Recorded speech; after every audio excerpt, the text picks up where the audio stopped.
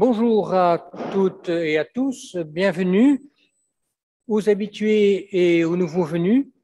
Vous êtes toutes et tous chez vous. Si nous sommes ici, c'est parce que nous avons tous besoin d'amour et que ici, nous savons que nous sommes aimés et accueillis tels que nous sommes par ce Dieu que nous appelons Père, mais aimés et accueillis aussi par tous ceux qui sont présents aujourd'hui. Et c'est vrai, nous sommes accueillis et aimés par Dieu et par les uns par les autres, bien plus que nous le pensons, bien plus que nous pensons le mériter. C'est l'étonnement de l'Évangile, c'est la bonne nouvelle du dimanche matin. Alors, sourions-nous tous. On ne peut pas se serrer la main, mais sourions-nous tous. Souriez à droite, à gauche, devant, derrière, et regardez, on vous sourit déjà. Prions. Père, merci pour ta présence. Merci pour notre présence.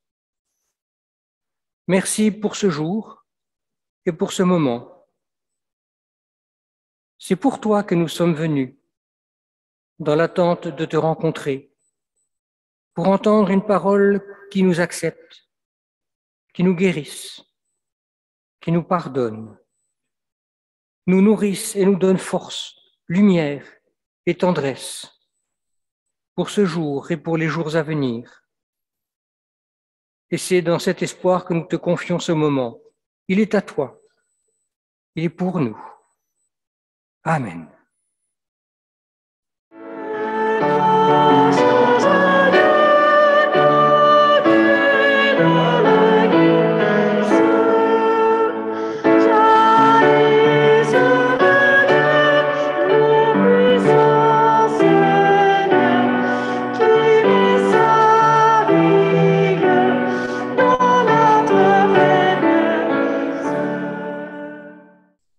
Quand Caïn a tué son frère Abel, la Bible raconte que Dieu lui a posé simplement 3 questions. Où es-tu? Pourquoi as-tu fait cela? Où est ton frère? Eh bien, autrement dit, aujourd'hui, à chacun, où es-tu? Où en es-tu de ta vie, de tes projets, dans tes relations? Et puis, pourquoi as-tu fait cela? Pourquoi fais-tu ce que tu fais? Pourquoi vis-tu comme tu vis? Es-tu capable de rendre compte de tes actes? Et enfin, où est ton frère? Qu'as-tu fait de ton prochain, ce frère ou cette sœur de sang et de larmes qui t'ont été confiés? Prions.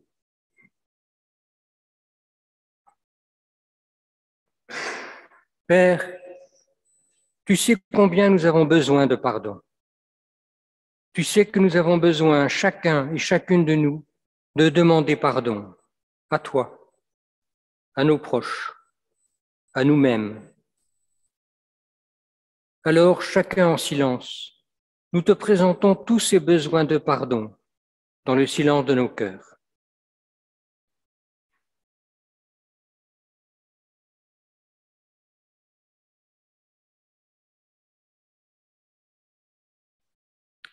Père, donne-nous la force de réparer si possible et de ne pas recommencer. Et puis, Père, parfois nous avons aussi besoin de pardonner nous-mêmes, à nos proches ou à autrui. Alors, chacun dans le silence de son cœur, nous te présentons aussi tout ce chemin intérieur à parcourir pour pardonner. Père, nous te disons merci d'accueillir notre demande au nom de Jésus, ton Fils, notre Christ. Et maintenant, donne-nous la force de ne pas recommencer, la force de réparer si possible, celle de pardonner et de reconstruire. Et donne-nous la paix, ta paix. Amen.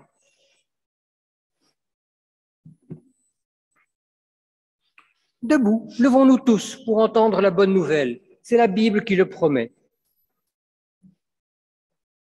Oui, c'est une parole certaine que nous pouvons recevoir en toute confiance. En Jésus-Christ, Dieu lui-même est venu sur terre pour consoler et réparer tout ce que nous avons tordu, moi le premier. C'est pourquoi, moi qui suis tout petit devant vous, mais en tant que serviteur de Jésus-Christ, né, mort et ressuscité pour moi, pour toi, à toi qui écoutes et crois, j'annonce et je témoigne que quelle que soit ta faute, ton inquiétude, ta fragilité ou ton malheur, Dieu t'aime, te pardonne, te renouvelle sa confiance et il marche à côté de toi, même quand tu l'oublies. Amen. Alléluia.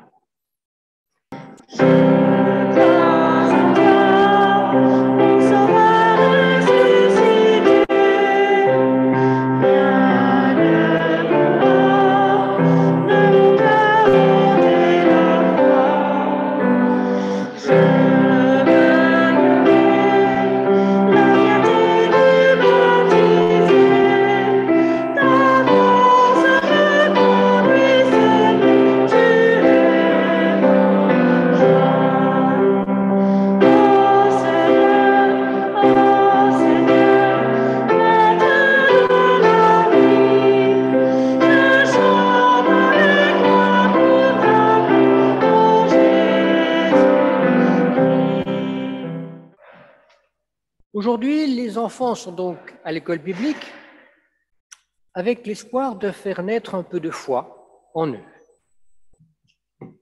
Et nous-mêmes, sommes-nous tout à fait sûrs de notre foi personnelle?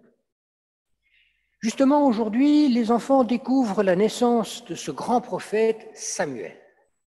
Sa maman, la maman de Samuel, s'appelait Anne. Son mari l'aimait, mais elle n'avait pas d'enfant. Alors que l'autre épouse de son mari, elle, en avait. Oui, 2 femmes à l'époque, c'était possible. Anne était désespérée d'être sans enfant. Et venue à Jérusalem, au temple, elle supplie le Seigneur de lui accorder un enfant qu'elle lui consacrera en retour. Alors lisons. Dans le premier livre de Samuel, au chapitre 1, les versets 12 à 17. Anne pria longuement. Élie l'observait, il voyait ses lèvres remuer, mais il n'entendait aucun son, car elle priait intérieurement. Élie pensa qu'elle était ivre et lui dit « Resteras-tu encore longtemps dans cet état? Va faire passer ton ivresse ailleurs. » « Non, je ne suis pas ivre, répondit Anne. Je suis une femme malheureuse, mais je n'ai pas bu.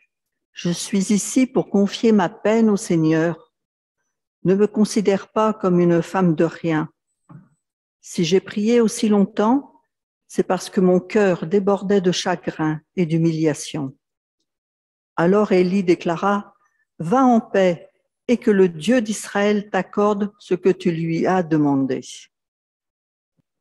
Anne avait la foi, mais peut-être doutait-elle quand même jusqu'à ce qu'elle ose parler au prêtre qui la bénit, comme s'il lui fallait un petit supplément de foi.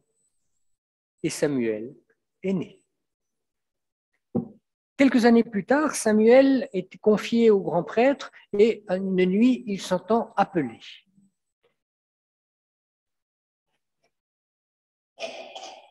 Vous connaissez sans doute ce célèbre épisode. Dieu appelle Samuel, mais Samuel pense qu'il s'agit du prêtre, et il leur faudra 3 fois à lui et au prêtre pour comprendre, ou plutôt avoir foi, que l'appel venait de Dieu. L'un et l'autre croyaient, aussi bien le prêtre que Samuel, mais peut-être pas tout à fait assez. Peut-être comme nous tous. Et cela me conduit vers un épisode de l'Évangile cette fois. Dans l'Évangile selon Marc au chapitre 9, les versets 14 à 25. Un homme dans la foule lui dit « Maître, je t'ai amené mon fils, car il est tourmenté par un esprit mauvais. » L'esprit le saisit n'importe où. Il le jette à terre. L'enfant a de l'écume à la bouche et grince des dents. Son corps devient raide. J'ai demandé à tes disciples de chasser cet esprit, mais ils ne l'ont pas pu. Jésus leur déclara, « Gens de peu de foi que vous êtes, combien de temps encore devrais-je rester avec vous? Combien de temps encore devrais-je vous supporter? Amenez-moi l'enfant. » On le lui amena donc. Dès que l'esprit vit Jésus, il secoua rudement l'enfant. Il tomba à terre, se roulait et avait de l'écume à la bouche. Jésus demanda au Père, « Depuis combien de temps cela lui arrive-t-il » Le Père répondit, « Depuis sa petite enfance. Et souvent l'esprit l'a poussé dans le feu ou dans l'eau pour le faire mourir. Mais si tu peux, laisse-toi émouvoir et viens à notre secours. » Jésus répondit, « Si tu peux, mais tout est possible pour celui qui croit. » Le père de l'enfant s'écria, « Je crois, viens au secours de mon incrédulité. » Jésus vit la foule accourir près d'eux. Alors il menaça l'esprit mauvais, « Sors de cet enfant et ne reviens jamais. »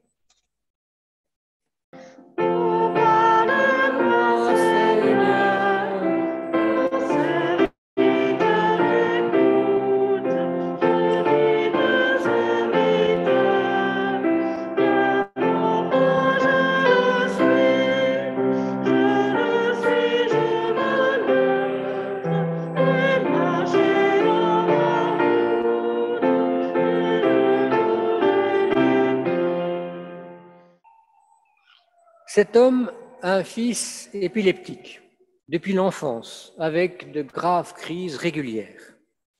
Et comme à l'époque personne ne comprend cette maladie, on pense que l'enfant est possédé par un esprit méchant.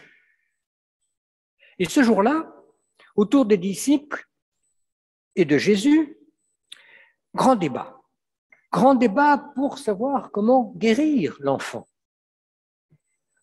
Au départ, il y a donc le souci d'un homme, non pas pour lui, mais pour son fils.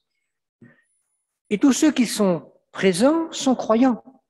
Les compagnons et compagnes de Jésus, ses disciples bien sûr, mais aussi ce père qui les a appelés et les témoins, y compris quelques lettrés, des scribes, des profs de théologie. Tous ont fait confiance aux disciples de Jésus. Les disciples ont tenté eux-mêmes une guérison avec confiance, mais rien ne s'est produit. Ils sont pourtant tous croyants, mais gentiment, comme ça, comme nous peut-être. Et quand Jésus arrive et qu'on lui explique la situation, il se fâche. Génération sans foi, jusqu'à quand devrais-je tout faire pour vous et croire à votre place? Ah bon? Nous devrions avoir assez de foi pour guérir une épilepsie. Jésus paraît découragé, lassé parce que la foi, la confiance de ces hommes et de ces femmes n'est pas totale, entière, lâchée, offerte. Il croit, oui, mais de là à faire totalement confiance, et soudain nous sommes un peu gênés. Et le toujours doux et gentil Jésus, plein d'amour, se fâche bel et bien. Il reproche et se montre même étonnamment sévère et bien exigeant. Et soudain, nous nous sentons un peu en faute. Sans doute Jésus est-il découragé parce que ceux qui l'entourent ou le rencontrent n'imaginent même pas tout ce que peut la foi, beaucoup plus qu'ils ne le pensent, beaucoup plus qu'ils n'osent le croire. Et forcément, nous mesurons notre propre manque de foi. Mais peut-être comprenons-nous aussi que la foi, ce n'est pas tant de croire inconditionnellement, c'est plutôt de faire du bien autour de soi, là où on sent que c'est nécessaire. Comme dans cet épisode. Alors Jésus est un peu découragé. Et il est vrai que bien souvent, nous nous sentons si loin de cette foi immense à laquelle Jésus nous invite. Cette foi à soulever les montagnes, à chasser les démons et à guérir les plus graves maladies. Cette foi à bouleverser le monde. On se sent souvent si faible et impuissant, simplement à convaincre et à transmettre autour de soi une foi vivante et joyeuse qui bouleverse les vies, face à nos enfants en particulier. Quelquefois, à entendre ce qu'en dit Jésus, on se demanderait presque si on a la foi. Pourtant, l'histoire n'est pas finie. Le père de l'enfant épileptique dit à Jésus, « Si tu peux faire quelque chose, laisse-toi émouvoir et agis. » Quelle superbe prière! Si tu peux, laisse-toi émouvoir et agis. Quelle foi personnelle à laquelle le Père ajoute la foi de Jésus. Et c'est peut-être le secret de notre foi, toujours un peu timide. Alors Jésus répond, « Si je peux, mais tout est possible à celui ou celle qui croit. » Et aussitôt, le Père se crie du cœur, « Je crois, viens au secours de mon manque de foi. » Alors Jésus se laisse émouvoir. Et comme bousculé par cet appel, il réprimande le mauvais esprit et l'enfant guérit. Jésus expliquera plus tard à ses compagnons que des choses comme celle-là ne sont possibles que par la prière. Non pas de devenir magicien guérisseur, bien sûr, mais de faire du bien là où on sent que c'est nécessaire. Ça, oui. Oui, la foi et la prière peuvent faire du bien autour de soi. Et ce qui s'est passé, c'est un peu comme si la foi de Jésus était venue compléter celle du père de l'enfant, du père croyant incrédule, au milieu des disciples croyants incrédules. Je crois, viens au secours de mon manque de foi. Et Jésus vient. Il ne demande que ce premier du cœur, je crois. Et toi, Seigneur, viens compléter ce qui manque à ma foi. Et Jésus le fait. Il donne ce qui manque. Il compense ce qui hésite ou est incertain. Il apporte la part de folie qu'il faut pour lui faire confiance et qui nous manque souvent. Il le fait. Pas pour le père croyant incrédule, mais pour l'enfant.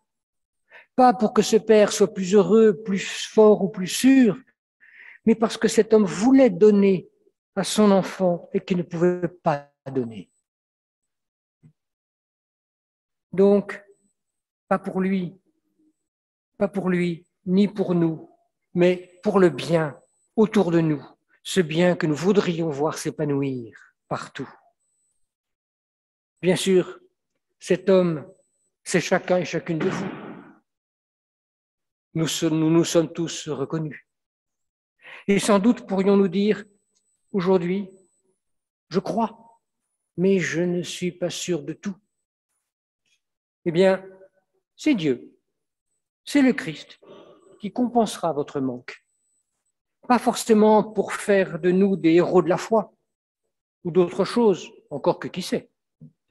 Et même si nous nous sentons tous ou toutes un peu les cousins de cet homme croyant incrédule, je ne suis pas inquiet. Votre simple présence ici, ce matin, c'est comme le cri de cet homme. Et le Dieu du Christ nous donnera ce qui manque. Il viendra en aide à notre peu de foi, ou même à votre grande foi, pour préserver et épanouir ce que vous avez chacun et chacune de meilleur, et pour vous offrir d'offrir ce meilleur au-delà de vous.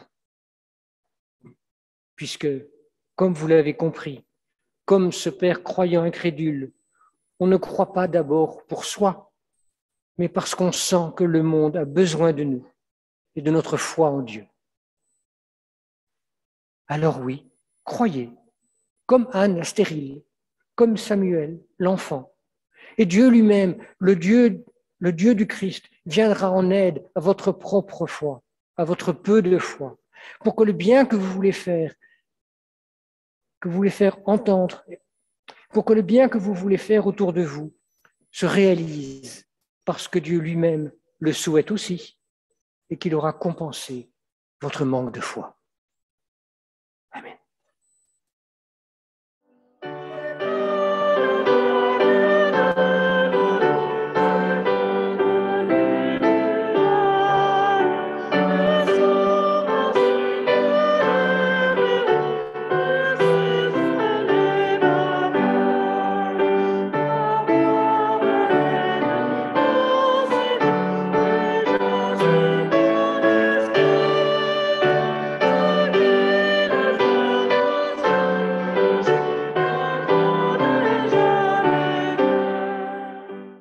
Prions.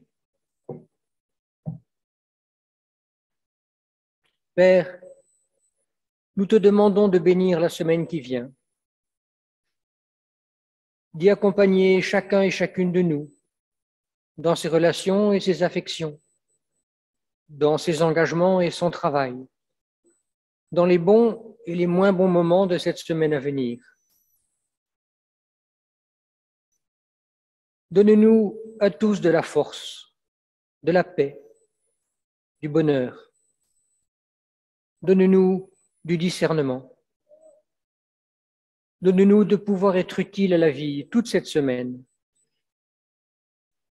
Donne-nous de trouver du sens à ce que nous faisons et à ce que nous vivons, même et surtout quand la vie nous est hostile. Père, bénis notre monde, et puis bénis la semaine qui vient. Bénis ceux que nous aimons, et ne cesse pas de nous accompagner à chaque instant. Nous te le demandons au nom de toutes tes promesses portées par Jésus-Christ. Et ensemble, nous te disons, notre Père qui es aux cieux, que ton nom soit sanctifié, que ton règne vienne, que ta volonté soit faite sur la terre comme au ciel. Donne-nous aujourd'hui notre pain de ce jour. Pardonne-nous nos offenses comme nous pardonnons aussi à ceux qui nous ont offensés. Et ne nous soumets pas à la tentation, mais délivre-nous du mal, car c'est à toi qu'appartiennent le règne, la puissance et la gloire au siècle des siècles. Amen.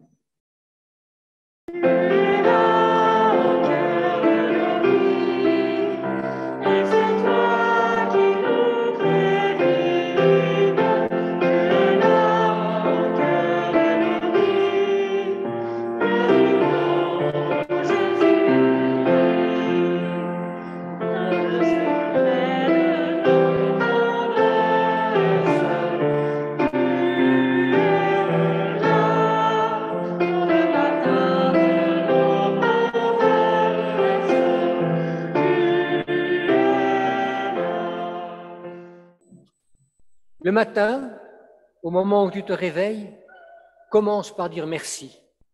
Puis demande du courage et des forces pour avoir la joie d'être utile aujourd'hui.